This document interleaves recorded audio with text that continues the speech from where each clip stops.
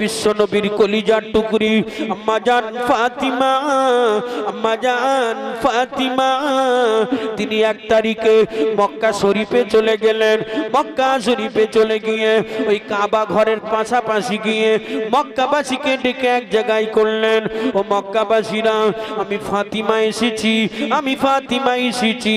ও মক্কাবাসীরা আমি তোমাদের কাছে একটি কথা জানতে চাই, তোমাদের কাছে সবচেয়ে প্রিয় বস্তু কোনটি? আম্মা জান ফাতিমা যেই নাই প্রশ্ন করলেন, করার সঙ্গে সঙ্গে ওই মক্কাবাসীরা ফাতিমার জবাবে জানালো, ও মা ফাতিমা আমরা মক্কাবাসী, আমাদের কাছে সবচেয়ে প্রিয় বস্তুর নাম হলো আল্লাহর কাবা। ঠিক কি না? নবীর আগে তো কাবা এসেছে, কথা বলে মক্কাবাসীর কাছে নবীর আগে শ্রেষ্ঠ সম্পদ কি? কাবা। তোরা বলছে আমাদের সবচেয়ে ভালোবাসার বস্তুটির নাম হলো আল্লাহর ঘর কাবা। খুব মনোযোগ দিবে। হযরত ফাতিমা এবারে কাবার সামনে চলে গেল। কাবার সামনে গিয়ে সিজদা পড়ে গেছে। সিজদা পড়ে গিয়ে 2 রাকাত নামাজ আদা করে কাঁদতে লেগেছে, কাঁদতে লেগেছে। কাঁদতে কাঁদতে বলতে আছে, ও আল্লাহর কাবা, ও আল্লাহর কাবা। মক্কাবাসীকে জিজ্ঞাসা করলাম, তোমাদের কাছে প্রিয় বস্তু কোনটি? ওরা বলল আল্লাহর কাবা। ও কাবা, এবারে আমায় জানাতে হবে তোমার কাছে সবচেয়ে প্রিয় বস্তুটির নাম কি? আল্লাহর কাবা বললেন, ও মালিক, ও মালিক নবীর কলিজার টুকরি এসেছে, জবান খুলে দেন আল্লাহ। আল্লাহর কাবার জবান খুলে দিবা হলো। আল্লাহর কাবা জবান খুলে বলতে লেগেছে, ও আল্লাহ নবীর কলিজার টুকরি, ও ফাতিমা আমি কাবা বলি, মক্কাবাসীর কাছে প্রিয় আমি কাবা, আর আমি কাবা আমার কাছে প্রিয় হলো আমার আল্লাহ। জোরে বলুন, কাবার প্রিয় কে? কাবার মালিক কে? আল্লাহ। লাইনটা বুঝে যাচ্ছে? খুব মনোযোগ দিবেন। হযরত ফাতিমা আবারও সিজদা পড়ে গেলেন। কাঁদতে আছে, কাঁদতে আছি, চোখে পানিতে কলিজা ভেসে যায়। আম্মা জান ফাতিমা সিজদারত অবস্থায় আমার মালিককে ডেকে ডেকে বলেছিলেন, এই মালিক, ও মালিক আল্লাহ, আমি মক্কাবাসীকে জিজ্ঞাসা করলাম, ও মক্কাবাসী না একবার আমাকে বলো তোমাদের কাছে প্রিয় বস্তু কোনটি? ওরা বলল কাবা। আমি কাবাকে জিজ্ঞাসা করলাম, ও আল্লাহর কাবা, তোমাদের কাছে প্রিয় বস্তু কোনটি? কাবা বলল আমার আল্লাহ। আমি আল্লাহকে জিজ্ঞাসা করি, ও মালিক এবার আপনি বলুন আপনার কাছে প্রিয় বস্তু কোনটি? ওই সময় আমার আল্লাহ ইলহাম করে জানালেন, ও আমার বান্দি ফাতিমা শুনে রেখে দাও, আমি আল্লাহ পাক আমার কাছে সবচাইতে প্রিয় বস্তুর নাম হযরতে মুহাম্মাদুর রাসূলুল্লাহ। জোরে হবে, আরো জোরে হলো না? সুবহানাল্লাহ। লাইনটা ঠিক জায়গায় গেছে। আল্লাহ কি বললেন? আমার প্রিয় বস্তুটির নাম হলো আমার হাবিবুল্লাহ, আমার মুহাম্মদ। বুঝতে পারছেন? হযরত ফাতিমা ছুটলেন, ছুটে ছুটে ছুটে ছুটে দৌড়ে দৌড়ে দৌড়ে দৌড়ে আমার রাসূলের কাছে গেলেন। আসসালাতু আসসালামু আলাইকা ইয়া রাসূলুল্লাহ, আসসালাতু আসসালামু আলাইকা ইয়া সাইয়্যিদুল মুরসালিন। ওগো আব্বা জান, আমি মক্কা গিয়েছিলাম, মক্কাবাসীকে জিজ্ঞাসা করলাম তোমাদের কাছে প্রিয় বস্তু কোনটি? ওরা বলল কাবা। আমি কাবাকে জিজ্ঞাসা করলাম, কাবা বলল আমার প্রিয় বস্তু আল্লাহ। আমি আল্লাহকে জিজ্ঞাসা করলাম, আল্লাহ আপনার কাছে প্রিয় বস্তু কোনটি? আল্লাহ ইলহাম করে জানালেন আমার প্রিয় বস্তু আমার হাবিবুল্লাহ। ও আব্বা জান, ইয়া রাসূলুল্লাহ একবার আপনি বলুন আপনার কাছে সবচেয়ে প্রিয় বস্তুর নামটা কি? আমার নবী কেঁদে ফেলেছে। ও মা ফাতিমা, সত্য কথা বলেছো মা, সত্য কথা বলেছো মা। মক্কাবাসীর কাছে প্রিয় কাবা, কাবার কাছে প্রিয় আল্লাহ, আল্লাহর কাছে প্রিয় আমি হাবিবুল্লাহ, আর আমি হাবিব আমার কাছে সব চাইতে প্রিয় বস্তুটি হলো কোটি কোটি কোটি কোটি কোটি কোটি গুনাহগার উম্মত উম্মতি। সুবহানাল্লাহ বাড়ি গিয়ে বলেন না, হয় নাকি? হ্যাঁ, জোরে হবে না? আরো জোরে হলো না? নারে তাকবীর! আল্লাহু আকবার। কষ্ট হচ্ছে বাবা, নবীর আলোচনা ধরেছি তো। সুবহানাল্লাহ ঘন ঘন আসবে, কিছু করার নেই। না বললে আপনি মনটাকে বোঝাতে পারবেন না যে, হ্যাঁ, একটা সুবহানাল্লাহ যে গ্রুপটা আছে না, ব্রেন কাজ করবে না। হয়তো অনেকে বিরক্ত বোধ করে, ঘন ঘন হুজুর সুবহানাল্লাহ বলাচ্ছে কেন, ফাঁকি দেওয়ার চিন্তা ভাবনা করছে না তো? আছে কিছু লোক ধারণা করতে পারে। নবী সুলাইমান কিসে করে ভেসে ভেসে যেত বাবু? কিসে করে যেত? তক্তে। তক্তে একটা তক্তে ছিল না, ওই তক্তেতে উঠতেন নবী সুলাইমান। গোটা পৃথিবী তিনি রাজত্ব করেছিলেন, গোটা পৃথিবী রাজত্ব করেছিলেন নবী সুলাইমান। তক্তে উঠতেন আর বলতো এখানে যাব সেখানে যাব সেখানে যাব, তক্তে নিয়ে চলে যেত। আল্লাহর একজন গোলাম এই তক্তে নবী সুলাইমানকে ভেসে যেতে দেখে বলছে সুবহানাল্লাহ সুবহানাল্লাহ। আল্লাহ নবী সুলাইমান এটা শুনতে পেয়েছে। আল্লাহ নবী সুলাইমান বললেন, এই তক্তে, ওই যে বান্দাটা কি বলেছে ওর কাছে গিয়ে দাঁড়িয়ে। তক্তেটা ওখানে চলে এসেছে। ওই আল্লাহর গোলাম, আমি তক্তে ভেসে যাচ্ছি, তুমি কি যেন বললে? বলছে আপনি তক্তে ভেসে যাচ্ছেন, এটা দেখে বড় অবাক হয়েছি আমি, তাই বলছিলাম সুবহানাল্লাহ সুবহানাল্লাহ। মালিক কত কুদরত, কুদরত কুদরতের খেলা তার কাছে কতই কারিশমাময়। বলছে তুমি কি জানো আমি ভেসে যাওয়াটা এটা দুনিয়াবাসীর কাছে যতটা আকর্ষণীয়, দু চারটে অক্ষরে বলা সুবহানাল্লাহ তার চাইতে কোটি কোটি গুণে মর্যাদা আল্লাহর কাছে বেশি। একটু জোরে বলবেন না সুবহানাল্লাহ? ফাঁকি দেবেন না ভাই সুবহানাল্লাহ বলতে, লস আপনার হবে, কারণ চলুন বোঝা গেছে আমার কথা। আমি ঘুরিয়ে ঘাড়িয়ে কি বোঝাতে চেয়েছি, বিশ্বনবী আমাকে আপনাকে কতটা ভালোবাসে। আমি ভালোবাসার লাইনটা বুঝাতে চাইছি এই জন্যে যে নবীর মাহফিল আজকে এখানে সাজানো হয়েছে, হিসাব অনুযায়ী রাত ৯টা প্লাস এই মাহফিলে নবীর উম্মতের দরকার আছে না নাই? নবিয়ানা জলসা এটা, নবী ভাবে উম্মতের কথা, আর উম্মত এখন দুনিয়ার কাজে ব্যস্ত, ছুটে ঘুরে বেড়াচ্ছে। এই তো অবস্থা আমাদের। উপায় কি? কিয়ামতের দিন বলবো নবী বাঁচাও, কলা দেখাবে, কলা। কথা বোঝা গেল না? চলুন আলোচনা করব, গভীর মনোযোগ দিবে। বিশ্বনবী মুহাম্মদ রাসূলুল্লাহ 63 বছরের হায়াতুস জিন্দেগি, 23 বছরের দাওয়াতুস জিন্দেগিতে বিশ্বনবী দ্বীনের কাজ করেছেন, কিন্তু উম্মতকে বলেন, কোন জায়গাতে বলেনি নবী আমার। দুনিয়াতে এসে যেমন নবী ভেবেছেন, ইন্তেকালের শেষ মুহূর্তে ভেবেছেন, ঠিক কি? ওয়াজ আপনাদের অনেক জানা আছে। আবার কিয়ামতের দিনও তিনি ভাববেন, আর মদিনার কবরের ভিতরে শুয়ে শুয়ে তিনি ভাবছেন, ঠিক কি না? সেই নবীকে একটু মহব্বত করুন। নবীর মহব্বত ছাড়া দুনিয়াতে নয় আখিরাতে বাঁচার কোনো রাস্তা নেই। আছে কোনো বাঁচার রাস্তা নেই, আখিরাতে কোনো বাঁচার রাস্তা নেই। কিয়ামতের ময়দান এতটা ভয়ঙ্কর হবে। আম্মা জান হযরত আয়েশা আমার নবীকে জিজ্ঞাসা করেছিলেন, ইয়া রাসূলুল্লাহ, ইয়া হাবিবাল্লাহ, কিয়ামতের দিন কি অবস্থা হবে? ইয়া নবী আল্লাহ, আপনি কি আমি আয়েশা আমাকে চিনতে পারবেন? রাসূলুল্লাহ বলেছিলেন, ও বিবি আয়েশা, আমি কিয়ামতের দিন এতটাই ব্যস্ত থাকব, আমি নিজের বিবিদেরকেও চিনতে পারবো না। আমি মুহাম্মদ মুস্তাফা সাল্লাল্লাহু আলাইহি ওয়াসাল্লাম, আমি তাদেরকেও চিনতে পারবো না। কিয়ামতের জায়গাতে এত কঠিন হবে, আমি আমার উম্মতি নিয়ে ব্যস্ত থাকবো। ও বিবি আয়েশা, তবে তুমি মনে রেখো, কিয়ামতের দিন আল্লাহ যদি খাটিয়ে খুটিয়ে কাউকে যদি জিজ্ঞাসা করে, তারা জান্নাতে যাওয়া মুশকিল আছে, আর মালিক যদি দয়া করে তারা জান্নাতে যাওয়া সহজ আছে। আয়েশাকে বলছে, যিনি 6 লক্ষ হাদিসের হাফেজা, হ্যাঁ, নবী পাকের সবচেয়ে মহব্বতের স্ত্রী, আয়েশাকে বলছে, আমি আপনি একটা বারও ভাবি না বিষয় নিয়ে, আমার আপনার কাছে যেন সামান্য কিছু বলে মনে হয়।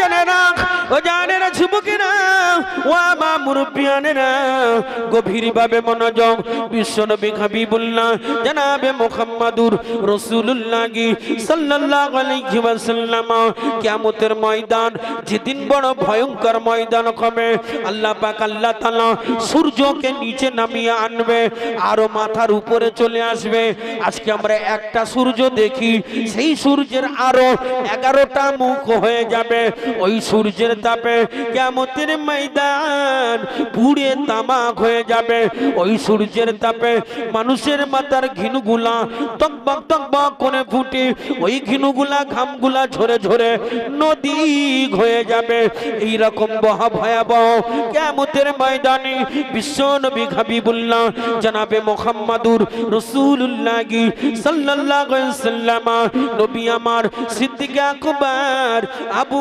বকর আপনারা কি অমনোযোগী আছেন কাউকে দেখছি কেউ গল্প করছে কেউ এদিকে ওদিকে তাকাচ্ছে কেউ হুটপাট করে উঠে যাচ্ছে এটা নবীর মাহফিল তো নাকি না কোথায় এলাম আমি বুঝতে পারছি আল্লাহু আকবার বিশ্বনবী হাবিবুল্লাহ সিদ্দিক আকবর হযরত আবু বকর কে ডাকবেন এ বাবা আবু বকর একবার এদিকে এসো বাবা হযরত সিদ্দিক আকবর কে ডেকে বলবেন এ বাবা আবু বকর এইটা হলো মিজানের দাড়ি পাল্লা এইখানটায় তুমি দাঁড়িয়ে যাবে এইখান থেকে তুমি নড়বে না আবু বকর জিজ্ঞাসা করলেন কেন ইয়া রাসূলুল্লাহ হযরত সিদ্দিক আকবর আবু বকর জিজ্ঞাসাতে আমার নবী বলবেন ও আবু বকর আজকে কিয়ামতের ময়দান কঠিন বিচারের দিন এখানে জাররা জাররা পরিমাণে বিচার হবে ও আবু বকর আমি মুহাম্মদ কিয়ামতের দিন বড় ব্যস্ত থাকব আমি ছুটোছুটি করব একবার মিজানের দাড়ি পাল্লা একবার জাহান্নামের দরজা একবার জান্নাতের দরজা একবার সিরাতের ধারে একবার আরশে আজিমের নিচে একবার খাজে কাউসারের ধারে এই রামভাবে ছুটোছুটি দৌড়ি করব ও বাবা আবু বকর আমি বড় ব্যস্ত থাকবো মিজানের দাড়ি পাল্লা এইখানটায় তুমি দাঁড়িয়ে থাকবে কেন ইয়া রাসূলুল্লাহ ও আবু বকর আমার উম্মত গুনাহগার এদের আমলনামা যদি একটু কমজোর হয়ে যায় এদের নেকি আর বদি যদি দুইটা যদি সমান সমান হয়ে যায় অল্প নেকির অভাব হয়ে যায় এ বাবা আবু বকর আমি নবী তোমায় পাওয়ার দিলাম যে সমস্ত উম্মতির আমলনামা একটু কমজোর হবে আমি নবী পাক আমার নামটা লিখে সেই উম্মতের দাড়ি পাল্লায় চাপিয়ে দেবে আর আমার উম্মতের নেকির পাল্লা ভারী হবে উম্মত জান্নাতি হবে জোরে বলুন হযরত সিদ্দিক আকবর হযরত আবু বকর বললেন ইয়া রাসূলুল্লাহ আপনার উম্মতকে আমি কেমন করে চিনবো ও বাবা আবু বকর কিভাবে চিনবে জানো আমার উম্মত যারা হবে তার কনুই থেকে এই পর্যন্ত এই হাতটা নূরের মতো জ্বলজ্বল করবে তার চেহারাটা নূরের মতো জ্বলজ্বল করবে তার পায়ের গিট থেকে নিচেটা জ্বলজ্বল করবে এ বাবা আবু বকর যাদের এই জায়গাগুলো নূরের মতো জ্বলজ্বল করবে তুমি বুঝতে পারবা এরাই হলো আমি মুহাম্মদ আমার মুহাব্বতের উম্মতি জোরে বলো বুঝা গেল আবু বকর উম্মতকে কি করে চিনবে সেটাও রাসূল বলে দিচ্ছে তার জন্য তো নামাজি হওয়া দরকার নাকি এর মানে কি অজুর স্থানগুলো নূরের মতো জলজল করবে তার জন্য তো নামাজি হওয়া দরকার কিন্তু আমাদের ভিতরে অনেকে আছেন হয়তো আপনাদের এলাকার মানুষ সব ভালো কেউ আছে জুম্মা মুসল্লি তাই কেউ আছে দুই ঈদের মুসল্লি শুধু ঈদুল ফিতর আর ঈদুল আযহা পড়ে আবার কেউ আছে তারাবি মুসল্লি শুধু তারাবি পড়ে আবার কেউ আছে জানাজা মুসল্লি মানে শুধু জানাজাটাই পড়ে আবার কেউ আছে কখনো এক ওয়াক্ত পড়ে কখনো এক ওয়াক্ত পড়ে আবার কেউ একটি আদায় করে এরকমটা আছে না জি জানে রাখ বিশ্বনবী হাবিবুল্লাহ জনাবে মুহাম্মাদুর রাসূলুল্লাহ সাল্লাল্লাহু আলাইহি সাল্লাম নবী আমার ডাক দিবেন হযরতে ওমর ফারুককে, এই ওমর বাবা একবার এদিকে আসো, এইটা হলো জাহান্নামের দরজা, তুমি এইখানটায় দাঁড়িয়ে থাকবে। ওমর তুমি খেয়াল রাখবে অল্প নেকির অভাবে যেন আমার কোন উম্মত জাহান্নামে চলে না যায়। ওমর আমি তোমাকে পাওয়ার দিলাম, শক্তি দিলাম, তুমি এইখানে দাঁড়িয়ে থাকবা। আমার উম্মতকে যদি আল্লাহ অল্প নেকির অভাবে জাহান্নামী করে দেয়, ওইখান থেকে আমার উম্মতকে টেনে টেনে টেনে টেনে নিয়ে দয়ার জান্নাতে ঢুকিয়ে দেবে। জোরে বলুন। এই জলসা দ্বারা দিচ্ছে ছেলেরা সব আজকে ব্যস্ত না, বিশেষ করে যারা সেক্রেটারি ক্যাশিয়ারের পদে আছে খুব ব্যস্ত, কয়েকদিন ধরে ছুটোছুটি কালেকশন, বিশেষ করে আজকের কেউ কালেকশন করছে, কেউ মেয়েরা কোন দিকে বসেছে ওই দিকে জায়গা ঠিক হচ্ছে, মাহফিলে কোথায় বসবে, আলেমরা কোথায় বসবে, আলেমরা কোথায় খাবে, মানুষজন কি করবে, দোকানঘাট কোন দিকে বসবে, এ টু জেড ছুটোছুটি করছে, ঠিক না? এই একটা জলসা চালাতে গিয়ে দেখবেন কালকে ভোরবেলা কজন শুধু ঘুমায়, বলি 2-3 রাত জাগা, ঠিক কিনা? আর গোটা কিয়ামতের ময়দানটা কে ট্যাকেল দেবে? কথা বলেন আমার রাসূলুল্লাহ। তাই আমার নবী এক এক জায়গায় এক একটা সেক্রেটারি, সভাপতি, ক্যাশিয়ারকে দাঁড় করিয়ে দিচ্ছে, বাবা আমি তো ব্যস্ত থাকবো কিন্তু তোমরা এখানে এখানে দাঁড়িয়ে থাকবা, কিন্তু খেয়াল রেখো আমার উম্মত যেন কোনো রকম জাহান্নামে না যায়। কথা বোঝা গেল না? বিশ্বনবী হাবিবুল্লাহ নবী আমার ডাক দিবেন, এ বাবা ওসমান, এ বাবা ওসমান একবার এদিকে এসো, বাবা একবার এদিকে এসো। এই ওসমান, এই ওসমান তুমি হাওয়াজে কাউসার এইখানটায় তুমি দাঁড়িয়ে থাকবে, এইখান থেকে তুমি নড়বে না। কেন ইয়া রাসূলুল্লাহ? ওসমান আল্লাহ সূর্যকে নিচে নামাবে, মানুষের পিপাসায় কলিজা ফেটে যাবে, পানি পানি পানি পানি পানি পানি করবে। এ বাবা ওসমান পানি পানি পানি পানি করবে, কলিজা পেটে যাবে পানির জন্য, তুমি এইখানে দাঁড়িয়ে থাকবা। তবে তুমি খেয়াল রেখে দেবা, আদম নবী পানি পাবে না, মুসা নবী পানি পাবে না, ঈসা নবী পানি পাবে না, ইব্রাহিম নবী পানি পাবে না, জুলকিফেল পানি পাবে না, ইসমাইল নবী পানি পাবে না। 1 লক্ষ মতান্তরে 2,24,000 পয়গম্বরেরা পানি পাবে না, তাদের উম্মত উম্মতি পানি পাবে না, যতক্ষণ না পর্যন্ত আমার উম্মতেরা পানি পান না করবে ততক্ষণ কেউ পানি পান করবে না। আরেকটু জোরে হয় জানে না, ও জানে না যুবকেরা, ও মা মুরব্বিয়ানেরা, ও মা বোনেরা, যোগীর বাগে মনোযোগ। বিশ্বনবীর আম্মা জান আমিনা আমিনা, আম্মা জান আমিনা আমিনা বড় অবাক হয়ে গেলেন, বড় তাজ্জব হয়ে গেলেন। আমার মুহাম্মাদের ঠোঁট দুইটা বিড় বিড় বিড় বিড় বিড় করে নড়ে। আম্মা জান আমিনা এমনি করে বললেন, আমি আমার কানটাকে মুহাম্মাদের ঠোঁটের কাছে লাগিয়ে দিলাম, আমি মনে করতেছিলাম ও জগতের বুকে এসেছি, নিশ্চয়ই ওর আব্বার কথা বলবে, নতুবা ওর দাদুর কথা বলবে, নতুবা আপনজনের কথা বলবে। আমি কানটাকে যেই না লাগিয়ে দিলাম, আম্মা জান আমিনা এবারে বলতে লেগেছি, ও দুনিয়াবাসী শুনে নাও, ওই কাবা ঘরের মালিকের কসম করে বলছি গো, আমার মুহাম্মদ পরিষ্কার বলতে লেগেছে, আলহামদুলিল্লাহ, সমস্ত প্রশংসা একমাত্র আল্লাহর। জোরে বলুন সুবহানাল্লাহ। বুঝা গেল? একটু এগিয়ে আসুন। ছেলেরা সব উঠে গেছে, ওরা কাজে কামে ব্যস্ত, ওরা বিরাট দায়িত্বে আছে। আজকে ওয়াজ তো কেউ শুনবে না, শুধু ঘুরো ঘুরি দৌড়ো দৌড়ি ছুটো ছুটি ব্যস্ততা আছে। এ বুঝা গেল কিছু? নবী দুনিয়াতে এসে কার প্রশংসা করেছে? আগে কথা বলেন, আমার আল্লাহর প্রশংসা করেছে। গভীর মনোযোগ। আম্মা বলছি, আমি আমার কানটাকে সরিয়ে নিয়েছি, বাবু কম বেশি করবা না যেন। কথা বুঝা গেল?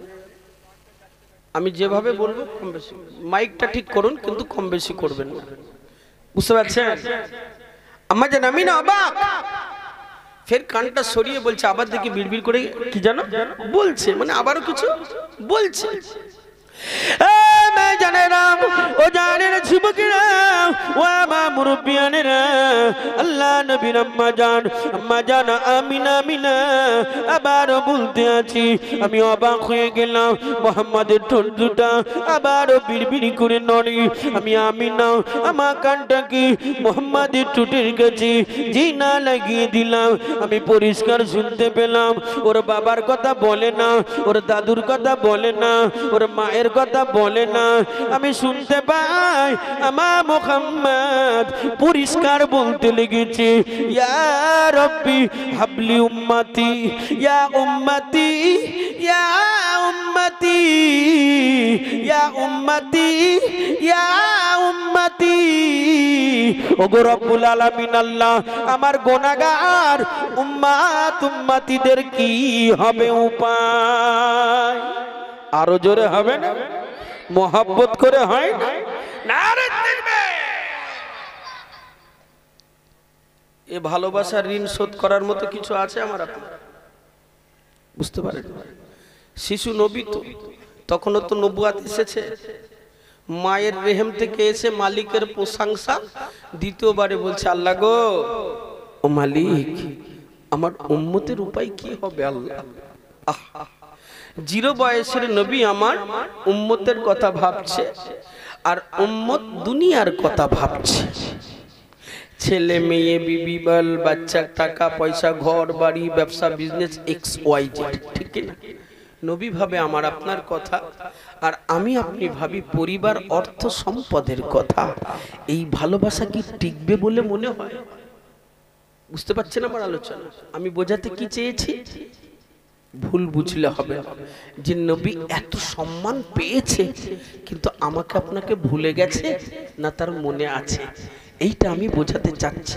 মনোযোগ দিবে। চলো ও জানেরা যুবকেরা, ও আমার মুরব্বিয়ানেরা, ও মা বোনেরা, গভীরভাবে মনোযোগ। আমি শুধু অল্প সময়ের ভিতরে এই কথাটা আপনাকে বুঝাতে চাই। বিশ্ব নবী আমাকে আপনাকে কতটা ভালোবাসেন, কতটা তিনি মনে রেখেছেন। শুনছেন? আসমানের তো একটা দরজা আছে, আমার দিকে তাকান, বেলুন ফুটেছে। আসমানে তো দরজা আছে, এই দরজা কোন সুজা? বাইতুল মাকদাস সুজা আসমানের দরজা। সুবহানাল্লাহ বলবেন না? সেই বাইতুল মুকাদ্দাসে কি হচ্ছে? একটা বার 2 রাকাত নামাজ পড়ে কেঁদেছেন কখন? ও মালিক, এই জালিম ইসরাইলের হাত থেকে বাইতুল মাকদাসকে বাঁচিয়ে দেন। এটা আপনার ঈমানি দায়িত্ব ছিল। আমরা কখনো এটা ভাবি না। আমাদের সকালবেলা ভাবনা হলো, আমার বিবি আমার হাতে প্যাকেটটা ধরিয়ে দিল, আজকের গরুর গোশ, কালকের মুরগির গোশ, পরশুদিন ইলিশ মাছ, তারপরের দিন ডিম আনবেন, তারপরের দিন ইটা, তারপরের দিন সিটা, পকেট ভর্তি টাকা, প্যাকেট ভর্তি বাজার, দৈনন্দিন খেতে আছি, দুপুরে গলা পর্যন্ত ডুবিয়ে খাচ্ছি, রাতের বেলা গলা পর্যন্ত ডুবিয়ে খাচ্ছি। নামাজ নাই, শরিয়াত নাই, তরিকাত নাই, কিচ্ছু নাই, ভদ্রতা নাই, শিষ্টাচার নাই, আদর্শ নাই, কোরআন নাই, হাদিস নাই, কিচ্ছু নাই। শুধু খাওয়া চলছে, ব্যবসা বিজনেস চলছে, আর কিছু নাই। নবীর চরিত্রে আঘাত মনে নাই, ইসলামে আঘাত কখনো ভাবি না, পরিকল্পনা করি না।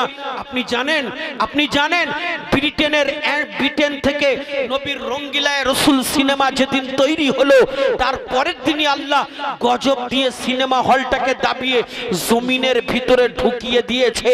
আর ব্রিটেনের এনসাইক্লোপিডিয়া অফ ব্রিটেনিকা গ্রন্থে লেখা হলো, of all the religious personalities of the world Muhammad সাল্লাল্লাহু আলাইহি ওয়াসাল্লাম। একটু জোরে হবে না সুবহানাল্লাহ?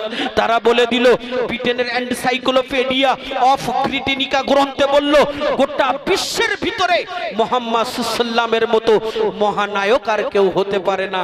একটু চিল্লে বলবেন না? চলে যান। কোথায় যাবেন? চলে যান আপনি স্বামী বিবেকানন্দের বইগুলোকে একবার ফলো করুন। স্বামী বিবেকানন্দ তার আত্মজীবনীর ভিতরে লিখেছে, আমার কথা নয়, স্বামী বিবেকানন্দের কথা। স্বামী বিবেকানন্দ গোটা ভারতবর্ষের মানুষ চেনে, গোটা পৃথিবীর মানুষ চেনে। তার আত্মজীবনীটা ঘেটে দেখুন, সেখানে তিনি লিখেছেন, if wealth is lost then nothing is lost, if health is lost then something is lost, but character is lost then everything is lost. ওরে কলকাতার মানুষ, ওরে বাংলার মানুষ, ওরে ভারতের মানুষ, ওরে পৃথিবীর মানুষ, তোমরা শুনে রাখো, শারীরিক অসুস্থতা হলে মনে করো সামান্য ক্ষতি হয়েছে, আর্থিক দুর্বলতা হলে মনে করো সামান্য ক্ষতি হয়েছে, কিন্তু but character is lost then everything is lost. যখন তোমার ক্যারেক্টার যাবে তখন তোমার সব যাবে। আর গোটা বিশ্বের ভিতরে best character man Mohammad Mustafa সাল্লাল্লাহু আলাইহি ওয়াসাল্লাম। এটি জোরে হবে, আরো জোরে হলুন। এ ভাই জানেরা, জানেরা, যুবকেরা, শুধু তাই নয়, চলে যান পিছনের ইতিহাসের দিকে দেখুন। যারা ইসলামকে নিয়ে চর্চা করেছে, তারা নবীর মহব্বতে পাগল হয়েছে, কেউ বা জীবন দিয়েছে, কেউ বা শহীদ হয়েছে। চলে যান, জজ বার্নার্ড সাহা তার স্টুডেন্টদের প্রশ্ন করেছিল, ওই স্টুডেন্টরা বলো জগতের বুকে মহান চরিত্রের অধিকারীকে। কেউ বলেছিল কাজী নজরুল, কেউ বলেছিল রবীন্দ্রনাথ, কেউ বলেছিল নেতাজি সুভাষ, কেউ বলেছিল মহাত্মা গান্ধী, কেউ বলেছিল আলেকজান্ডার, কেউ বলেছিল গ্যালিলিও, কেউ বলেছিল পোপ, কেউ বলেছিল পৃথিবীর অন্যান্য। তিনি বললেন, no never, modesty and kindness and self denial riveted the operation of all around to him. জগতের বুকে মহামানব সেই ব্যক্তি হয় যার ভিতরে আছে মায়া, মমতা, প্রীতি, ভালোবাসা, যিনি গরিবকে যতটা ভালোবাসে, আমিরকে ততটা ভালোবাসে, ফকিরকে যতটা ভালোবাসে, ধনীকে ততটা ভালোবাসে, রাস্তার মুচি, কাউরা, মেতর, নিম্ন বর্ণ, উচ্চ বর্ণ, সব বর্ণের মানুষকে এক নজরে যিনি ভালোবাসেন, তিনি পৃথিবীতে একজন, আর তিনি হলো মুহাম্মদুর রাসূলুল্লাহ। একটু জোরে বলুন আল্লাহু আকবার। বোঝা গেল কথা? আমরা অনেক পিছিয়ে আসি না বাবু? শুনছেন আমার দ্রুত কথাগুলো, বুঝতে পেরেছেন? আমরা অনেকটা পিছিয়ে আছি না? আমার দিকে তাকান। হ্যালো, আমরা অনেকটা পিছিয়ে আছি। সোনার মানিক, ভুল বুঝবেন, অনেক পিছিয়ে আছি আমরা।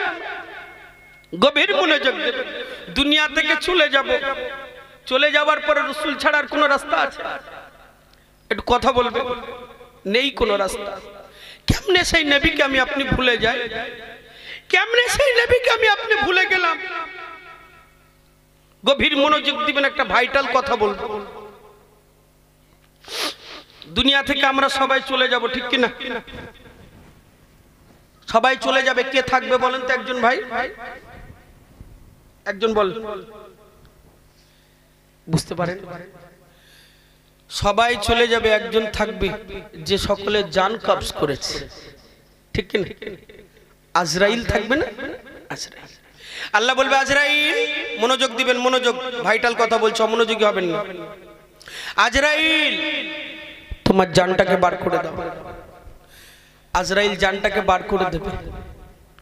বার করার সময় বলবে, আল্লাহ, জানটাকে বার করা যে এত কষ্ট, আগে যদি জানতাম জানটাকে নিবার দায়িত্ব নিতাম না।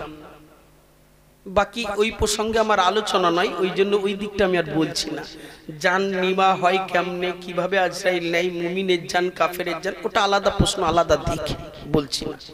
আজরাইল জান দিল। আর কেউ আছে? আল্লাহু আহাদ, আল্লাহ ছাড়া কেউ আছে? একটু হ্যাঁ ও বলে। আর আধা ঘন্টা আছে, বেশি না। আপনাদের প্রাণ প্রিয় আমার বড় ভাই আল্লাহ হযরত মাওলানা মফিজুর রহমান ওরফে খোকা মাওলানা ভাই আসবেন। আমার পরে 10টায় মাইক ধরবে। আর কিছুক্ষণ আছে, একটু সঙ্গ দেন। সবাই চলে গেছে, আল্লাহু আহাদ, আল্লাহ আছে। ঠিক নির্দিষ্ট টাইমে আল্লাহ পাক, গোটা দুনিয়া তো ফুটবল খেলার মাঠ হয়ে যাবে, তাই না? সিঙ্গাই ফুট হবে, ফুটকার দিয়ে গোটা ফুটবল খেলার মাঠ কিরকম প্লেন করে রাখে দেখেছেন?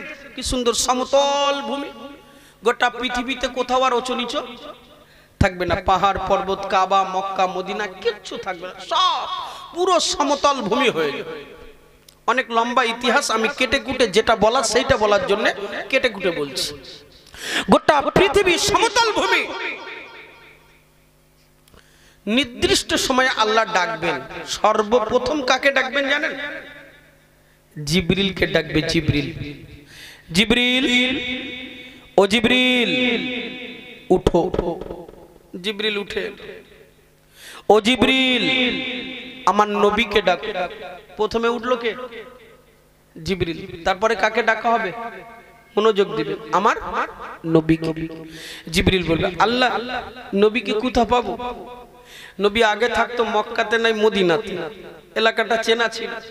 কিন্তু এখন তো সব তো সমতল ভূমি হয়ে গেছে, উঁচু নিচু নাই, কাবা নাই, মদিনা নাই, কিচ্ছু নাই, কোথায় চিনবো নবীকে? ও জিবরিল আমার আরশে মুআল্লা থেকে একটা নূরের রোশনি দুনিয়াতে যেখানে পড়ছে ওইখানটাই আমার রসুল আছে। একটু সুবহানাল্লাহ হবে না রে বাপ? জিবরিলের খুঁজে নিতে দেরি হবে, দেরি হবে। ও জানেরা, যুবকিনা, ও আমার মুরব্বিয়ানেরা, মা বোনেরা, গভীর ভাবে মনোযোগ।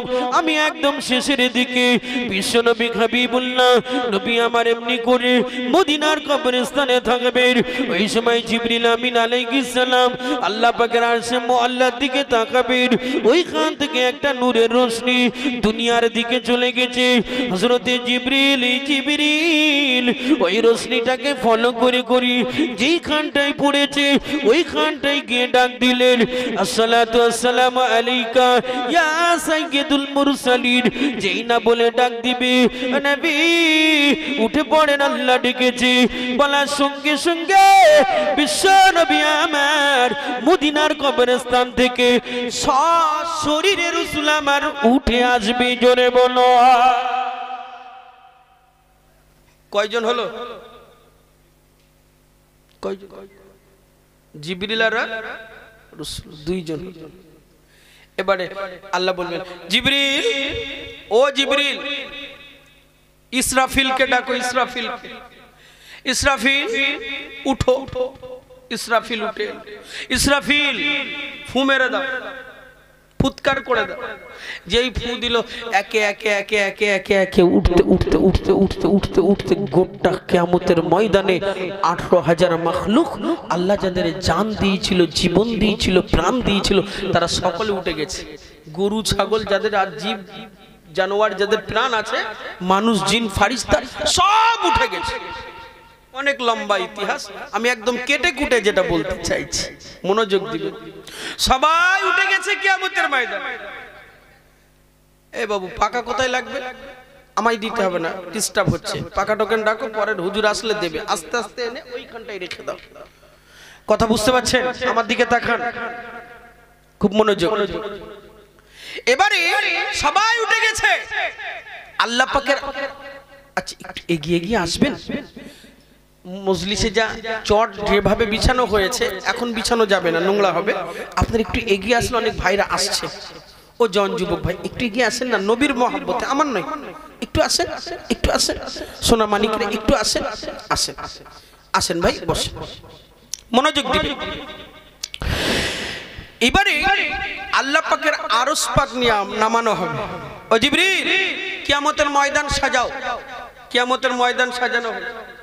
আল্লাহ পাকের আরশ পাক কোন জায়গায় নামানো হবে? হজ ওমরা করেছেন কেউ আছেন এখানে? এদিকে তাকিয়ে। হজ ওমরা করেছেন কেউ আছেন মাহফিলে? কেউ নাই? আল্লাহ। মোবাইলে আরাফের ময়দান দেখেছেন? আরাফের ময়দান, ওই আরাফের ময়দানটা হবে কিয়ামতের ময়দান। ওইখানে আল্লাহ পাকের বিচারালয় সিংহাসনটা নামানো। খুব মনোযোগ। ওই সিংহাসন নামিয়ে আমার মালিক হুকুম করবেন, জিবরিল এই আরশের এই বিচারালয়ের ডান দিকে একটা সম্মানীয় কুরসি দেওয়া হোক। কুরসি মানে কি? চেয়ার। কুরসি মানে চেয়ার। একটা সম্মানীয় চেয়ার ডান দিকে দেওয়া হোক। জিবরিল জিজ্ঞাসা করবে, আল্লাহ এই কুরসিটা আবার কিসের জন্য? এটা কার? ও জিবরিল তুমি জানো না এই কুরসিটা কার? আরে এই কুরসিটা আজকের কিয়ামত দিনের যিনি সভাপতি হবে এই কুরসিটা তাকে দেওয়া হবে। জিবরিল বলছে আল্লাহ এই কিয়ামতের দিনের আবার সভাপতি কে? তাও তুমি জানো না কিয়ামত দিনের সভাপতি হলো আমার প্রিয় মুহাম্মাদুর রাসূলুল্লাহ। একটু সুবহানাল্লাহ হবে? কিছু বোঝা গেল? কিয়ামতের দিন নবী যদি সভাপতি হয় আমাদের আর ভয় থাকলো? কথা বলেন না কেন? একটা এক্সাম আমি টানছি, কিন্তু এইভাবে টানা ঠিক না। মালিক যদি ভুল হয় ক্ষমা করেন, বোঝানোর জন্য। মনে করেন আমি দিল্লির পার্লামেন্টের কথাই বলি। দিল্লির পার্লামেন্টে এমপি কতটা আছে? এমপি আমাদের ভারতবর্ষে এমপি কতটা আছে? আপনারা মনে করেন 300টা এমপি আছে। তো 300টা এমপি কে প্রধানমন্ত্রী ইনভাইট করেছে। তো ইনভাইট করেছে, তুমি আসবা, তোমার এলাকা থেকে 50টা লোক নিয়ে আসবে। তাহলে 300 দিয়ে 50 গুণ করলে অনেক লোক, অনেক লোক। এখন এই এলাকাটার নাম পাগলাহাট সংলগ্ন, তাই তো? পাগলাহাট সংলগ্ন, ভোজেরহাট পাগলাহাট সংলগ্ন।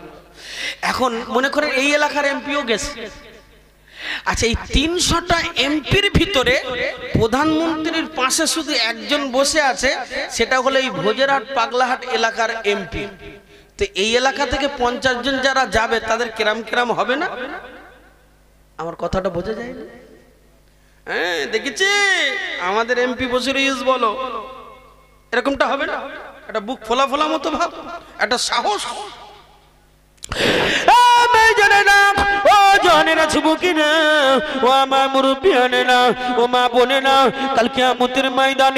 ঈসা নবীর উম্মত উঠবে, ইব্রাহিম নবীর উম্মত উঠবে, ইসমাইল নবীর উম্মত উঠবে, আদম নবীর উম্মত উঠবে, দাউদ নবীর উম্মত উঠবে, সুলাইমান নবীর উম্মত উঠবে, সমস্ত নবী আলাইহিস সালাম তাদের উম্মতেরা উঠবে।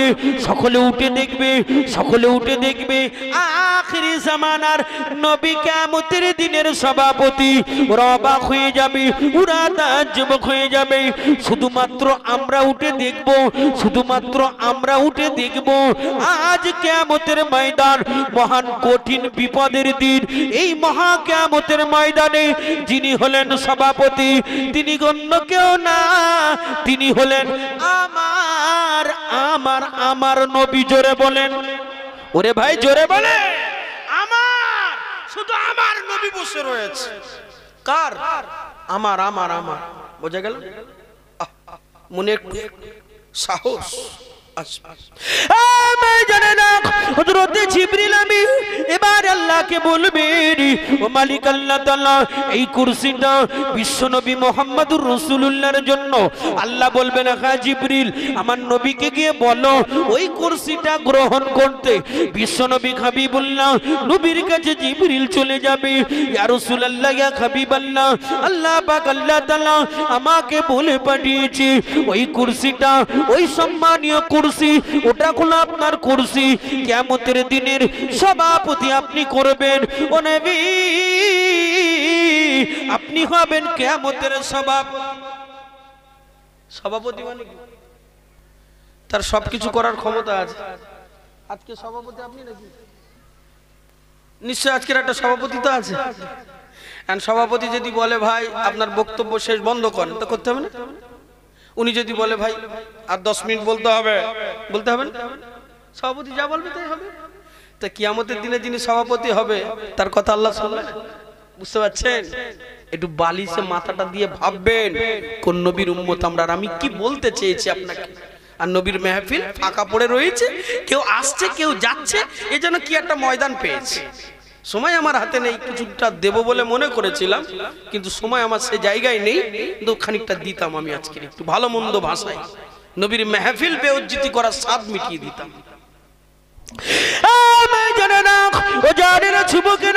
বিশ্বনবী হাবিবুল্লাহ জনাবে মুহাম্মাদুর রাসূলুল্লাহ সাল্লাল্লাহু আলাইহি ওয়াসাল্লাম নবী আমার বললেন, ও জিবরিল, ও জিবরিল, তোমার আল্লাহকে গিয়ে বলো, তোমার আল্লাহকে গিয়ে বলো ওই কুরসিতে মুহাম্মদ বসবে না, মুহাম্মদ বসবে না। এবারে জিবরিল আমিন আলাইহিস সালাম আল্লাহকে গিয়ে বললেন, ও মালিক, ও মালিক, নবী বলে পাঠিয়েছে ওই কুরসিতে নবী বসবে না। কেউ বসতে চায় আর কাউকে বসাতে চায়। আমি বলছি আমাকে একটু বসতে দেবে, যার চেয়ার সে বলছে আপনি বসুন আপনি বসুন। বোঝা যাচ্ছে না লাইনটা, সম্মানটা কোথায়? নবীকে বলছে আপনি বসুন, নবী বলছে আমি বসবো না। কেউ বসতে চায় আর কাউকে বসাতে চায়। জানে না আমার আল্লাহ পাক প্যারা হাবিবকে নিকল এমনি করে নবীকে লাহাম করলেন, ও হাবিব ও হাবিব, এই কুরসি শুধু আপনার জন্য, এই চেয়ার আপনার জন্য, কিয়ামত দিনের আপনি সভাপতি, এটা আপনি গ্রহণ করুন গ্রহণ করুন। বিশ্বনবী হাবিবুল্লাহ জনাবে মুহাম্মাদুর রাসূলুল্লাহ সাল্লাল্লাহু আলাইহি ওয়াসাল্লাম নবী আমার জানাবেন, ও মালিক ও মালিক, ওই কুরসি আমি গ্রহণ করতে পারি, আমার একটা দাবি আছে। একটু সুবহানাল্লাহ বলবেন। ও মালিক আমি বসতে পারি, আমার একটা দাবি আছে। দাবি কত? সুযোগের সৎ ব্যবহার। আমার আল্লাহ বললেন, ও আমার হাবিবে পিয়ারা, আপনি যে দাবি করবেন আমি সেটা মেনে নিব মেনে নিব মেনে নিব। আমার নবী আবারও বললেন, ও মালিক ও মালিক, আপনি যদি আমার দাবি মেনে নেন আমি কুরসি গ্রহণ করব। আল্লাহ বললেন, হাবিব আপনার দাবি একবার জানান। বিশ্বনবী মুহাম্মদুর রাসূলুল্লাহ নবী আমার দাবি জানালেন। ও রব্বুল আলামিন আল্লাহ তাআলা কিয়ামতের ময়দান, কিয়ামতের ময়দান 50,000 বছরের ময়দান, ঠিক না? 50,000 বছরের একটা দিন তো কিয়ামতের ময়দান। আমরা বাঁচি কতদিন? 60, 70, 80, 90, 100, 150, 200, 300 বছর ধরে নিল। আর কিয়ামতের ময়দান 50,000 বছরের একটা দিবা, একটা দিবা রাত না, একটা দিবা। এই 60-70 বছর বয়স, তার ভিতরে যখন ওই বৈশাখ জ্যৈষ্ঠের ফাটাফাটি রৌদ্র আসে তখন কিরম হয়? মনে হয় যে কোনো প্রকার একটা এসি কিনি, ঠিক কিনা? এসি কিনে ওর মধ্যে থাকি, এত গরম পড়ে। তাহলে বুঝতে পারছেন 50,000 বছরের একটা দিবা। মনোযোগ। বিশ্ব নবী আমার বলেন, ও মালিক ও মালিক, 50,000 বছরের একটা দিবা, এমনি করে এই 50,000 বছরের দিবাতে সূর্যকে নিচে নামাবেন, জমিন পুড়ে তামাক হবে, কিয়ামতের ময়দান ভয়ানক হবে। ও মালিক, আদম নবী প্রথমে এসেছে, তারপরে শীষ, তারপরে একে 1 লক্ষ মতান্তরী, 2,24,000 পয়গম্বর এসেছে, পরিশেষে আমি মুহাম্মদ এসেছি। ও মালিক ও মালিক, আদম নবী থেকে যদি বিচার শুরু হয়, আমার উম্মতের বিচার যখন শুরু হবে অলরেডি 20,000 বছর চলে যাবে, ঠিক কিনা? এটা আনুমানিক হিসাব কি বলে? সমস্ত নবীদের যত উম্মত, আমার নবীর একলা তার চাইতে বেশি। একটু সুবহানাল্লাহ বলো। তো ওদের যদি বিচার শুরু হয় তাহলে হিসাব করে নিলে ওদের 20 লাগবে, নবীর 30 লাগবে, হিসাব এটা আনুমানিক। তো 20,000 বছরটা কি মনে হচ্ছে 20 ঘন্টার মতো নাকি?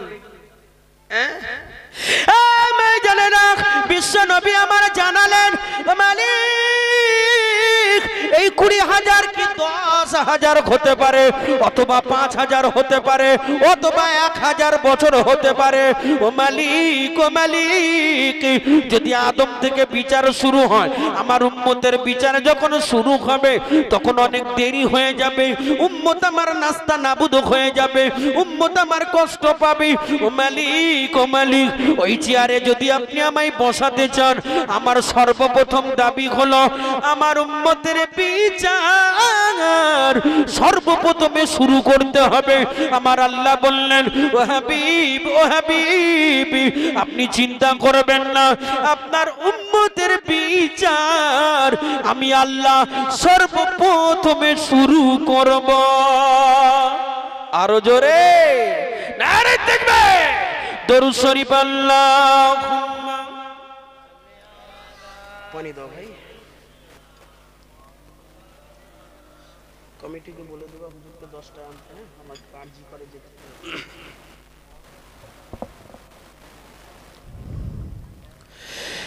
আমি মানুষ হতে পারি অতি নগণ্য,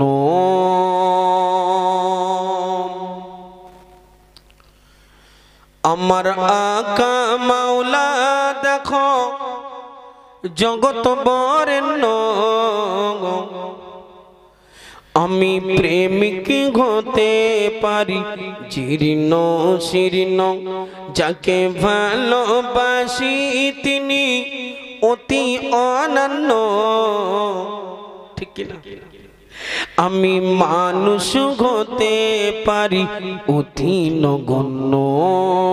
আল্লাহুম্মা, খুব মহব্বত করি, খুব মহব্বত।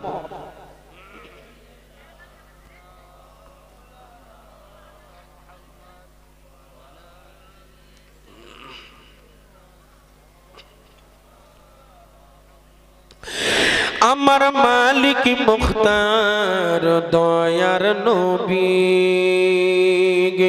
যার হাতে সকল ভান্ডারের চাবি, ভান্ডারের চাবি। আমার মালিক মুখতার দয়ার নবী, যার হাতে সকল ভান্ডারের চাবি, ভান্ডারের চাবি। আমার সম্পদ হতে পারে অতি সামান্য, আমার দাতা মহাদাতা বিশ্বেরই জন্য। আমি মানুষ হতে পারি অতি নগণ্য, আমার আকা মাওলা দেখো জগৎ বরেণ্য। আমি প্রেমিক হতে পারি জীর্ণ শীর্ণ, যাকে ভালোবাসি তিনি অতি অনন্য। আমি মানুষ হতে পারি অতি নগণ্য। আল্লাহুম্মা, খুব মহব্বত করে।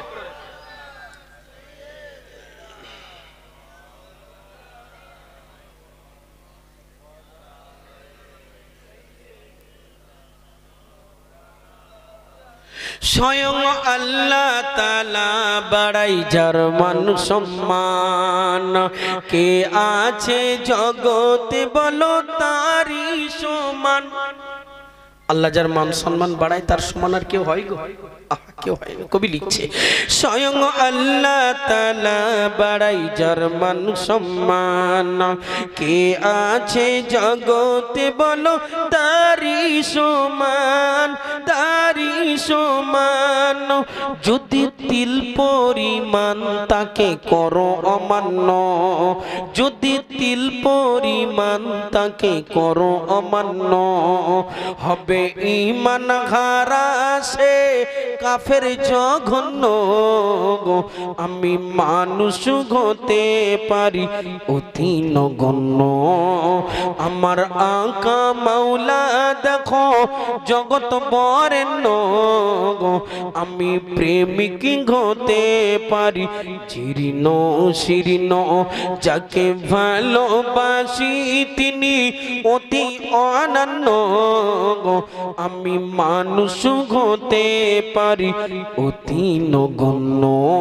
আল্লাহুম্মা, খুব মহব্বত করে, খুব মহব্বত করে। সাল্লি আলা সাইয়্যিদিনা।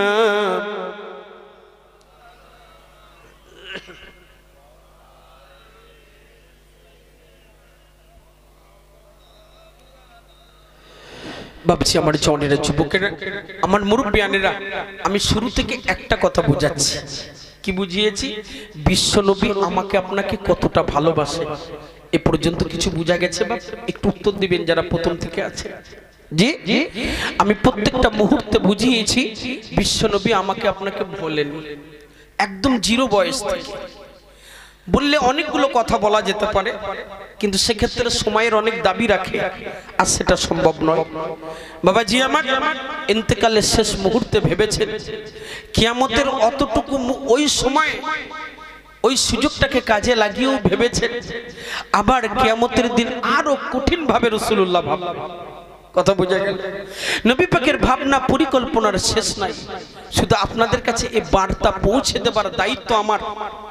আর আমি এটা বোঝাতে চেয়েছি আপনাকে যে মরণের পরে নবী ছাড়া সাহারা কেউ আছে? নাই, তাহলে কেমনে নবীকে আমি আপনি ভুলে যাচ্ছি? এইটা স্মরণ করিয়ে দেওয়ার জন্য আমি এসেছি। বাবাজি, আমি নিজেকেও সতর্ক বার্তা দিচ্ছি যে আমাকেও মনে রাখা উচিত নবী ছাড়া আমার কেউ নেই। আপনাদেরকেও মনে রাখা উচিত রাসূল ছাড়া আর কেউ নেই জগতের বুকে। এমনি করে জগতের বুকে দুনিয়াতে রাসূলুল্লাহ যখন ছিলেন তখনও প্রত্যেকের সাহারা নবী ছিলেন। নবী চলে যাবার পরে নবী আমাদের সাহারা। আর যতক্ষণ না জান্নাতে ঢুকাবেন নবী আমার স্বস্তি পাবেন না। যে নবী উম্মতের প্রেমে পাগল, সেই উম্মত কেমনে হয় দুনিয়ার পাগল, এইটা মাথায় কাজ করে না। এই জন্য বলবো, সংসার করুন, ব্যবসা করুন, বিজনেস করুন, যা খুশি করুন, পড়াশোনা করুন, লেখাপড়া করুন, ডাক্তার হন, মাস্টার হন, ইঞ্জিনিয়ার হন, বিজনেসম্যান হন, যা খুশি তাই হন, নেতা হন, যা খুশি তাই হন, কিন্তু আপনি নবীওয়ালা হন। আপনার ভিতরে সব গুণ থাক। আপনি চোর হয়েছে, আপনি নবীওয়ালা হয়ে যান, আপনার ভিতরে সততা এসে যাবে। ঠিক কিনা কথা বলে? এই জন্য বলছি নবীকে কোনো কদম ভুললে চলবে না। তার কারণ আমি বুঝিয়েছি কিয়ামতের ময়দানে বিপদের দিনে ঠিক নবী পাক ওই উম্মত গুলোকে তার সাহাবীরা চিনে নেবে যাদের অজুর স্থানগুলো জলজল করছে। সেটাও আমি আপনাদের সম্মুখে বললাম, তবে গভীরভাবে মনোযোগ দিবেন। আমি যেটা আপনাদেরকে জানাতে চাইছি যে নবী পাক আমাদেরকে আরো কতটা দায়িত্ব নিয়েছেন এইটা জানি আমি আপনাদের থেকে ছোট্ট করে একটু দোয়া করে বিদায় নেব। তার কারণ আজকের আমি খুব কঠিন পরিস্থিতির মধ্য দিয়ে এসেছি ভাই। আমি ডাইরেক্ট আসছি আরজিকার হসপিটাল থেকে। আমার ছোট একটা বাচ্চা আছে, ভাইকে বলেছিলাম আসতে পারবো না, তবু মনটা কাঁদছে। আমার বিবি আমাকে বললেন আপনি মাহফিলে যান। এই 13টা দিন আমি ওখানে আছি, ওখান থেকে সুবিধা মতো মাহফিল করি। আমার বাচ্চাটার বুকে সর্দি থেকে নিউমোনিয়ার ট্রিটমেন্ট চিকিৎসা হতে হতে ইনফেকশন হয়ে গিয়ে পানি জমেছে, পানি থেকে পুঁজ হয়ে গেছে। 5 বছর 4 মাস বয়স ছেলেটার। 13 দিন আছে সেখানে। এইখান থেকে মাইক্রো সার্জারি করে পাইপ ঢুকিয়ে ওইগুলোকে বার করা হচ্ছে। বাচ্চার চেহারা মানে কি বলবো, মালিকের উপরে দায়িত্ব ছেড়েছি, তারপরও শুধু কেঁদিছি আল্লাহর কাছে। আজকের মাহফিলে আসার উদ্দেশ্য কি জানেন? খুব কষ্ট করে এসেছি। স্টেশনে নেমে বন্ধুকে বললাম গাড়ি লিয়া এই দিক দিয়ে যাব, অনেকটা রাস্তা অতিক্রম করে। শুধু আমার স্ত্রী বললেন আপনি যান মাহফিলে, ওখানে অনেক রকম মানুষ থাকবে। আর দোয়া ও মাকফুল ইবাদ, দোয়া হলো সমস্ত ইবাদতের মগজ। আমার শোনার জন্য একটু দোয়া চেয়ে আসবে।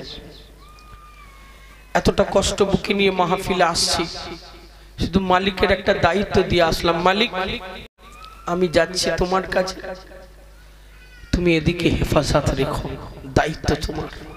ছেড়ে দিয়ে এসেছি। বিদায়ের আগে ছোট্ট একটা দোয়া নেব আপনাদের কাছ থেকে, নিয়ে আমি বিদায় নেব।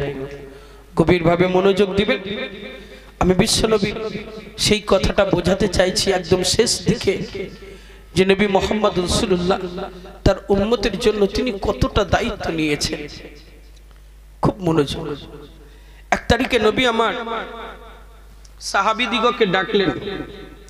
ও আমার সাহাবীরা, সাহাবীদের ভিতরে অনেকে ছিল, তাদের ভিতরে ছিল হযরত আবু বকর, উসমান, আলী, ওমর, আব্দুর রহমান, মাসুদ, আব্দুল্লাহ, সব প্রথম সারির যারা নবী পাকের খুব কাছাকাছি থাকতো।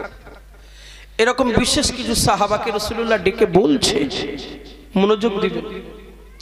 ও সাহাবীরা, তোমরা জানো আল্লাহ পাক না আমাকে একটা অফার করেছে। অফার কি অফার করেছে? সাহাবীরা বললেন, নবী বললেন আল্লাহ আদম নবী থেকে আমার পর্যন্ত যত নবী পাঠিয়েছে, যারা রিসালাতের কাজ করেছে, নবুয়াতের কাজ করেছে, দ্বীনের কাজ করেছে, তাদের একটা আল্লাহ অফার করেছে, তোমরা একটা করে দাবি আল্লাহর কাছে করবা, আর সেই দাবিটা যেন শরীয়ত যুক্ত হয়, এই দাবিটা মেনে নেওয়া হবে। তুমি যে দাবি করবা সে দাবি মানা হবে। তার কারণ তোমরা রিসালাতের কাজ করেছো, এটা আমার পক্ষ থেকে তোমাদের কাছে একটা উপহার। বোঝা গেল না কথা? চলো,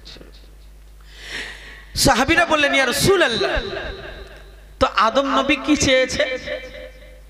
আমার নবী বললেন আমি জানি না কি চেয়েছে, তবে আমি শুনেছি আল্লাহ যেটা আমাকে জানালেন, আদম চেয়েছে, আদমকে দিয়ে দিয়েছে। মুসা নবী চেয়েছে, মুসা নবীকে দিয়ে দিয়েছে। ঈসা নবী চেয়েছে, ঈসা নবীকে দিয়ে দিয়েছে। ইব্রাহিম নবী চেয়েছে, ইব্রাহিম নবীকে দিয়ে দিয়েছে। সবাই চেয়েছে, সবাইকে দিয়ে দিয়েছে। 1 লক্ষ মতান্তরে 2,24,000 পয়গম্বর চেয়েছে, আল্লাহ তাদেরকে দিয়ে দিয়েছে। আমাকে বলেন হাবিব আপনি শেষ নবী, খাতামুল আম্বিয়া, আপনি দাবি করুন, আপনি যেটা করবেন সে দাবিটা মেনে নেওয়া হবে, তবে দাবি যুক্তিযুক্ত হবে। যেমন নূহ নবী যদি হঠাৎ করে দাবি করে বসতেন আল্লাহ আমার কেনানকে জান্নাতি করে দাও, সম্ভব কি? এটা যুক্তিযুক্ত নয়। তো এই কথাটা আল্লাহ বলেন শরিয়ত যুক্ত দাবি করে। সিদ্দিক আকবর, আবু বকর সহ সমস্ত সাহাবীরা আমার নবীকে বললেন নবী আপনি কি দাবি করেছেন? শোনার জন্য কলিজাটা ছটফট করছে। আমার নবী বললেন আমি দাবি করি নাই, আল্লাহ আমাকে যেই বলেছে আমি তখনই বললাম আল্লাহ আমার দাবিটাকে আপনি স্টক করে রেখে দেন, সময় এলে চেয়ে নেব। একটু সুবহানাল্লাহ বলবেন না? দাবি স্টক করে রেখে দেবার মতলবটা কি খারাপ না ভালো? ছোটবেলায় একটা কবিতা পড়েছিলাম মনে আছে, পিপিলিকা 6 পাই পিল পিল চলি, সেই শীতের সঞ্চয় চাই খাদ্য খুঁজিতে যে যায়, এরকম একটা ছোট্ট কলি আছে। ওখানে কি বোঝানো হয়েছে? শীতের কালে ওরা খাদ্যগুলো সঞ্চয় করে রেখে দেয় আর বর্ষাকালে সেগুলো টুকটুক করে খায়। আমাদের ঘরে বিজনেসম্যান যারা পাটের সময় পাট কিনে, ধানের সময় পাট বেচে, পাটের দাম ভালো পাওয়া যাবে। স্টক মিলের ব্যবসা যারা করে, কথা বোঝা গেল? তা দাবি স্টক করে রেখেছে মানে মতলব ভালো না খারাপ? ভালো। সিদ্দিক আকবর জিজ্ঞাসা করলেন ইয়া রাসূলুল্লাহ তা আপনি নাই দাবি স্টক করে রেখেছেন, নবী গো আপনি কি দাবি করবেন সেটা একটু বলুন। আমার নবী বলেন কিন্তু আবু বকর তো নবী পাকের ছোট্টবেলার সঙ্গী, তাই না? বলছে ভাই আবু বকর আপনি বলছেন? জি হ্যাঁ। বলছে আমি আল্লাহর কাছে একটা দাবি করব, তোমরা শুনবে? বলে হ্যাঁ আমরা শুনব। আমার নবী দাবিটা বললেন, এই দাবিটাও কি আপনারা শুনতে চান? জি। তো একবার তাকবীর দিতে হবে, দেখবো নবীর মাহফিলে নবীর ভক্ত নবীর উম্মতের আওয়াজ কেমন আছে একটু দেখি। কি দাবি নবী করবেন একটু বলেন তো? নারায়ে তাকবীর, নারায়ে তাকবীর। বিশ্ব নবী দিবস, নারায়ে তাকবীর, নারায়ে তাকবীর। সিদ্দিক আকবর বলছে হাবিব আপনার দাবিটা একবার বলুন, একটু শুনে কলিজাটা ঠান্ডা করে। বিশ্বনবী হাবিবুল্লাহ জনাবে মুহাম্মদুর রাসূলুল্লাহ সাল্লাল্লাহু আলাইহি ওয়াসাল্লাম হযরত সিদ্দিক আকবর সহ সমস্ত দামি দামি সাহাবারা যারা নবী পাকের খুব কাছাকাছি থাকতেন, ওই সাহাবাদের সম্মুখে নবী আমার বলতে লেগেছে ও আমার সাহাবীরা 1 তারিখে হযরত জিবরিল আমিন আলাইহিস সালাম ওই উহুদ পাহাড়ের ওখানে আমার সাথে দেখা। হযরত জিবরিল এসেছে, জিবরিল এসে আমাকে জিজ্ঞাসা করলেন আসসালাতু আসসালামু আলাইকা ইয়া সাইয়্যিদুল মুরসালিন, ও নবী আপনি একবার বলুন জান্নাত কয়টা? নবী একটা ঘটনা ওদেরকে শোনাচ্ছে। জিবরিল 1 তারিখে এসে বলছে ও নবী আপনি বলুন জান্নাত কয়টা? আমার নবী তো তখনও জানতো না, তার মানে নবীকে যেটা জানানো হতো নবী সেটা জানতো, আর নবী যেটা বলতো সেটা আল্লাহ জানতো, আল্লাহ বলাতো, ঠিক কি না? বলছি জিবরিল আমি তো জানি না জান্নাত কয়টা। বলছি হুজুর আপনি জানেন? জান্নাত হলো 8টা। জান্নাতের দরজা কয়টা? 8টি দরজা। এই জান্নাতে ইরা যাবে, ওই জান্নাতে উড়া যাবে, ওই জান্নাতে উড়া যাবে, এরকম ভাবে বর্ণনা জিবরিল করেছে। 8টা জান্নাতের বর্ণনা করেছে। নবীর মনটা কলিজাটা ঠান্ডা হয়ে গেছে।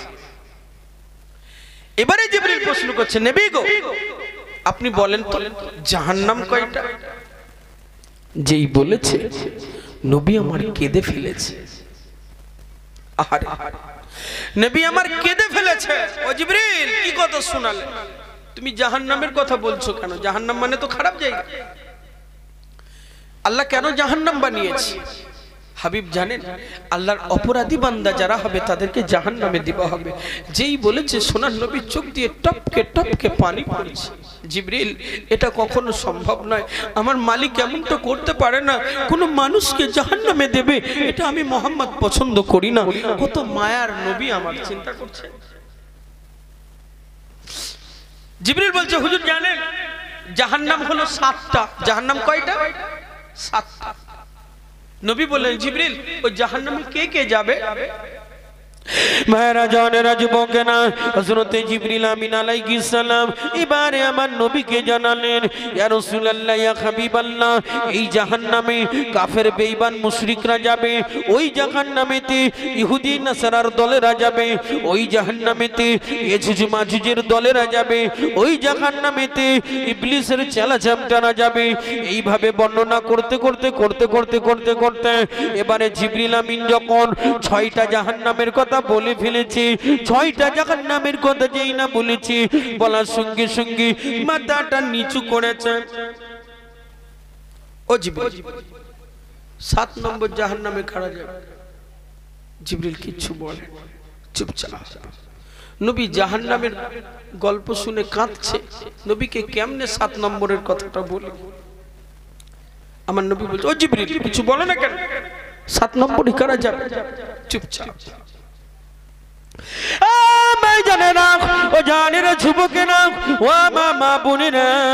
গভীরভাবে মনোযোগ, বিশ্ব নবী হাবিবুল্লাহ নবী আমার বরংবার জিজ্ঞাসা করে হযরতে জিবরিল আমিন আলাইহিস সালাম আমার নবীকে বললেন, নবী গো কি করে বলি আপনার সম্মুখে, ও নবী আপনি কি জানেন আপনার এক শ্রেণীর গুনাহগার উম্মতি তারা ওই জাহান্নামে যাবে।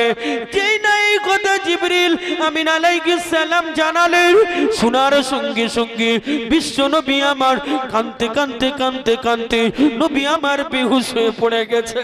জিবরিল আমার উম্মত জাহান্নামে যাবে, এটা মেনে নিবা যাবে না, যাবে না, এটা মেনে নিবা যাবে না। নবী আমার কাঁদতে কাঁদতে কাঁদতে কাঁদতে সোনার নবী বেহুশ হয়ে গেলেন। নবী পাকের হুঁশটা ফিরানো হলো। নবী গো আল্লাহ বলে পাঠিয়েছে আপনার এক শ্রেণীর উম্মতি ইরা জাহান্নামে যাবে। নবী আমার বললেন, ও বাবা আবু বকর, ও বাবা উসমান আলী ওমর, এ বাবা আব্দুর রহমান মাসুদ আব্দুল্লাহ, যেদিন জিবরিল বলেছিল আমার একদল উম্মতি ইরা জাহান্নামে যাবে, এইটা আমার মাথায় ছিল। যে সময় আল্লাহ দাবি করলেন পারবো না, এ বাবু লাইট জ্বলছে না, মনে করেন 1 ঘন্টা লাইট অফ আছে, তাহলে এলাকাটা অন্ধকার। আচ্ছা 5 সেকেন্ডের জন্য কারেন্টটা এসে যদি চলে যায়, আপনারা সবাই বুঝতে পারবেন না কারেন্টটা এসেছিল। আম্মা জান আমি না বলছি কি নূর এসেছিল বলতে পারবো না ভাষাই, তবে কাবার মালিকের কসম করে বলছি আমার মনে হয় গোটা বিশ্বটা এক মুহূর্তে আলো হয়ে গেল। একটু জোরে হবে না? এই নূরকে কেন্দ্র করে গোটা বিশ্ব কলম ধরেছে, কলম ধরে। পাকিস্তান নবীর নামে কত গজল লিখেছে তার ঠিক আছে, বাংলাদেশ তো গজলের দেশ, ঠিক কি না? ছেলেরা জানবে, ওরা সব ইউটিউবে ঘাটে ওরা জানে বাংলাদেশ কি, বাংলাদেশ আর পাকিস্তান হচ্ছে গজলের দেশ। তো ওই নূরকে কেন্দ্র করে কবি লিখেছে, ছোট্ট একটা কলি বলবো, কথা বলবো, ছোট্ট হিন্দি বুঝেন তো, কম বেশি সব হিন্দি বুঝেন? জি হ্যাঁ, খুব মনোযোগ, কলিটা মাথায় রাখুন। আম্মা জান আমিনার ওই নূরের ব্যাখ্যাতে কবি লিখছে, মুখতার কায়নাত সা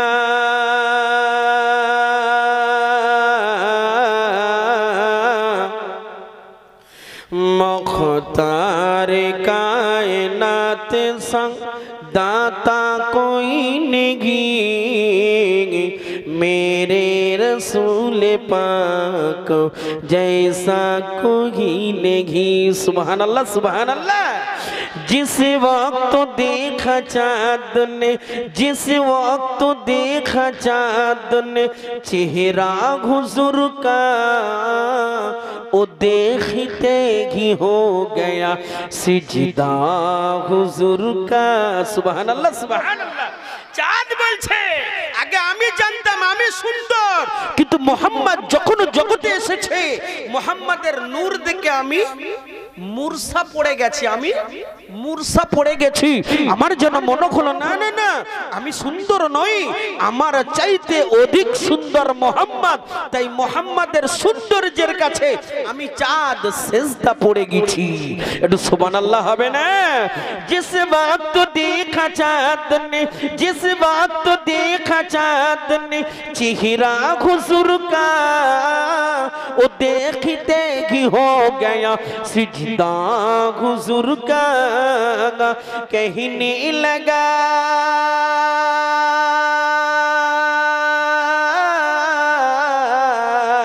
कहने लगा हुजूर से अच्छा कोई नहीं, मेरे रसूल पाक जैसा कोई नहीं। सुभान अल्लाह।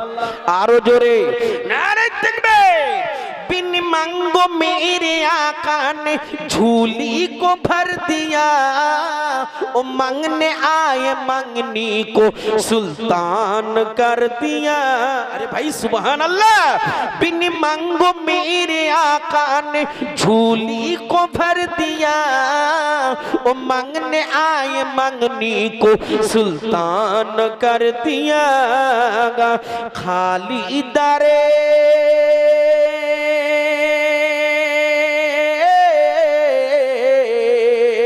खाली दरे हुजूर से लोटा कोई नहीं, मेरे रसूल पाक जैसा कोई नहीं। सुभान अल्लाह सुभान।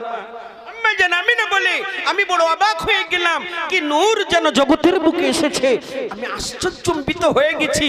আমি ওইটাতে যত অবাক হয়েছি, পরে আরো বেশি অবাক হলাম। কেন? দুনিয়াতে এসে দেখি আমার মোহাম্মদ সেজদারত অবস্থা। আরেকবার সুবহানাল্লাহ বল। আমাদের ঘরে বাচ্চারা কত বছরে সেজদা দিতে শেখে গো বাবু? 5 বছর, 6 বছর, 7 বছর। আমার সোনার নবী জগতে এসেই সেজদা দিচ্ছে। আম্মা জান আমি না বড় অবাক হয়ে গেছি। আল্লাহু আকবার। আবার সেজদাতে দিয়ে আম্মা দেখছে আমার মোহাম্মদের ঠোঁট দুটো বিড়বিড় বিড়বিড় করে নড়ছে। নড়ছে মানে কিছু বলছে। বলতে গেলেও বলে বয়স লাগে। আমার মোহাম্মদ কি বলে? আম্মা জান আমি না বলছে, আমার কানটাকে ঠোঁটের কাছে লাগিয়ে দিলাম, আর আমার মোহাম্মদ যা বলছে আমি পরিষ্কার বুঝতে পারছি। আরেকবার সুবহানাল্লাহ।